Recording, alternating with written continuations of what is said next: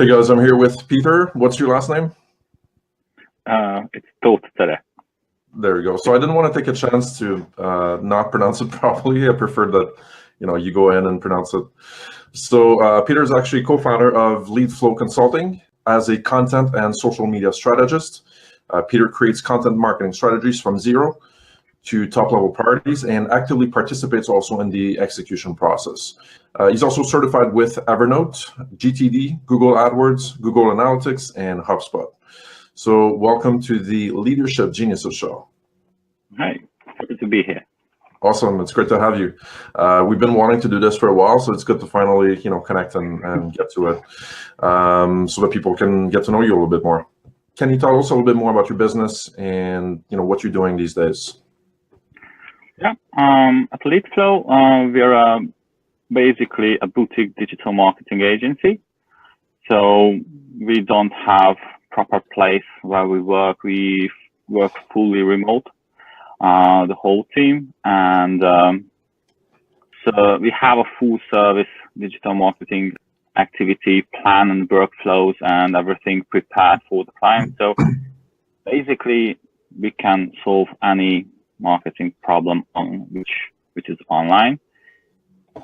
The other service we have is I think is the most charming part of how we work, because we work closely with productivity trainings and business and marketing related trainings. So the main idea how we work is that we do all the marketing things, but in the meantime, we also educate our clients, because we believe in that if they know more, the relationship will last longer. Basically, that's how we do our stuff. What would be the most important values, in your opinion, to demonstrate as a leader? I think to be a good leader, you have to be transparent. That's a key part for me. That we share every single thing within the company, within the team, not just within the leadership guys who work with work as a leader within the company. Every single copywriter, social media guy, graphic designer, everybody knows what we want to do, where are we heading, what we're planning, because we work really closely to each other. So we have to be transparent. And I think as a leader, you have to provide reliability to your people, because that will bring peace and calm within the company, that they can trust in that you will take care of them, you will get the deals, you will manage every single problem appears from nothing. So they can trust you. And one of the most important thing is that you are your main goal is to build a team and keep that team. So you have to have emotional intelligence. You have to know your people. You have to feel that there's a problem coming before anyone else knows, and you have to solve that problem before it appears. Exactly. So you have to feel your people. That's the most important, and I think it's the hardest thing. Can you give any examples of situations that you had to deal with certain issues and how you dealt with it? Like what was your approach? Well, basically within our company, it's a pretty good team we have, basically because we choose our colleagues really, really, really carefully. If we don't find the guy we want to work with, we pass the job prior to have a guy onboarded we don't want to work with. One time I had a problem with one of my developers. He wanted to go on a vacation and he wanted to work on a vacation, but he wanted to get paid while he don't want it to work. And I felt that he's gonna exit in the middle of a project before he asked us about this plan he wanted to do. The solution was a bit hard, because we were really within the middle of a 6-month project. So we couldn't replace him, but basically I let him go because it would be worse if I would say that you can go.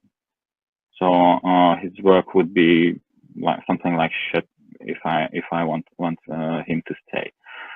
So this process started, and in the meantime, I've prepared 2 guys from outside to replace him within the project. So way before the problem appeared, we've had a prepared duo to replace the guy who wanted to exit from the project. Basically, that's all could have been managed because we felt that there is something with our developer, so we prepared way before the problem appeared. Okay, so good preparation. And would you say also that recruiting the right people, hiring the right people avoids you a lot of problems later on, right? Any advice on, finding the right people, finding the A players, the stars, and retaining them as well in your projects and your team, not losing them? Basically, the key point for me is that I don't want to recruit the stars. I want to recruit the people. I want to recruit people who I trust, who I know that they have the hunger within to grow, to learn and develop themselves. My role within in this process is to provide every single thing he or she might need to grow. And I think that's the key to have people onboarded who will stick to the company, who will stick to you as a leader, and who will feel that the company is theirs also. And that's the key to have them for long term. They don't love the job. They might love their job, but basically if they feel that they are important, they are loved by the company, they will stay there. If they feel that their work, what they are doing is important to you as a leader, they get the feedback that what they are doing is a part of the company's growth, and they get an active feedback that what they are doing is really, really important. Small pieces are sometimes much more important than the things what you are doing, what brings the most money for the company, for example. So that money is not the key.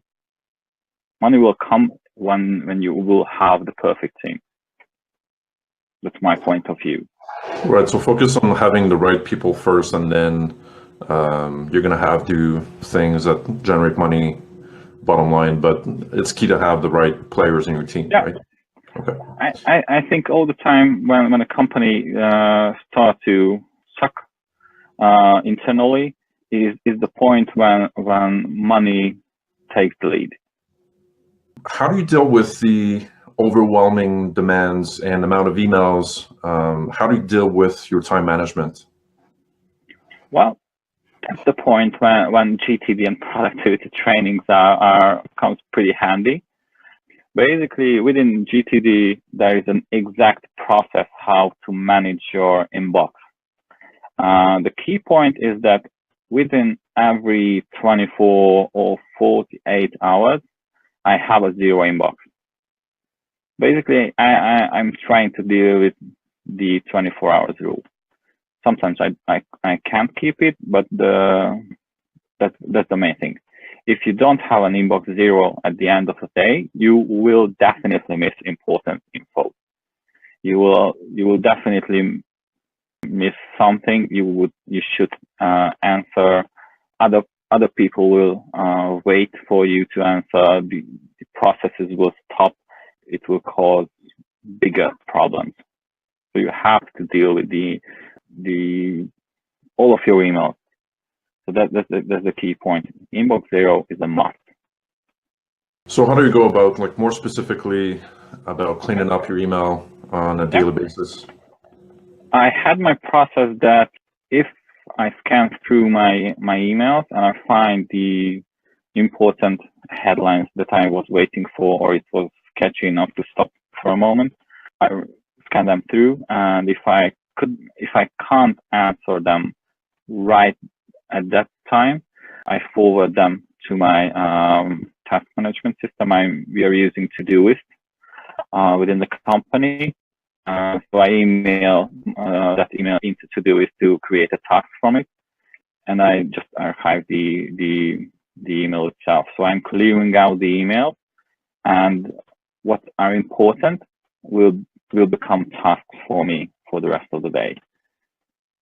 And the emails are not so important. What happens to them? I read them through, and I put them into my reference list, for example. That's another part of GTD, that if an info is useful, but I don't have to do anything with that, I can delete it.